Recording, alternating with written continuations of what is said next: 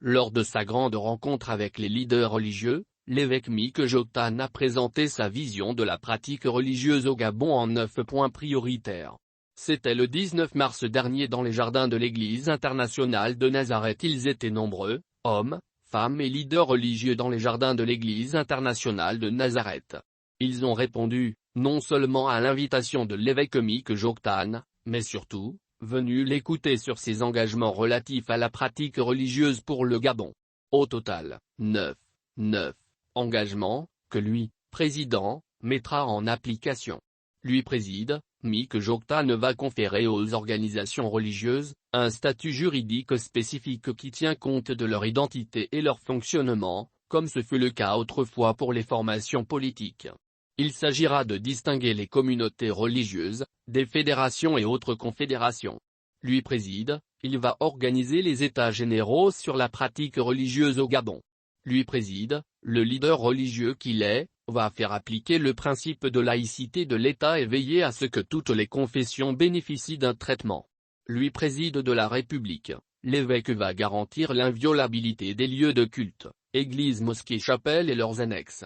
Lui préside, il va garantir l'exonération fiscale et douanière des biens, produits et services liés au fonctionnement des organisations religieuses.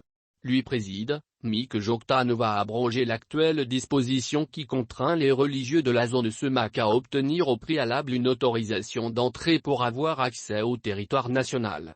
Lui préside, il va créer et définir le statut d'entreprise religieuse afin de réglementer les activités commerciales des organisations religieuses. Lui préside, l'homme de foi qu'il est, va créer une institution appelée le Haut Conseil gabonais des religieux.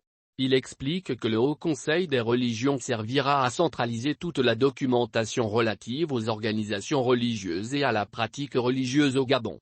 Ce dernier sera chargé des enquêtes de moralité et sera le seul habilité à conférer le statut d'organisation religieuse et à accorder la reconnaissance juridique. Il poursuit en éclairant que ce Haut Conseil va définir les normes de sécurité, d'hygiène et d'infrastructure dans les lieux de culte des organisations religieuses.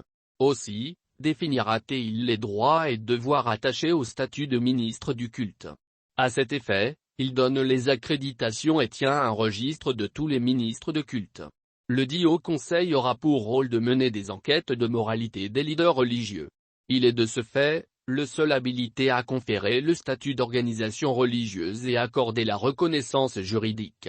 Le leader religieux et politique qu'il est, croit qu'un Gabon nouveau où il fait bon vivre pour tous et toutes et qui se distingue dans le concert des nations est possible si les Gabonais œuvrent ensemble. Il dit avoir besoin de chacun et chacune de ses compatriotes pour l'accompagner sur cet élan et faire de cette ambition une réalité.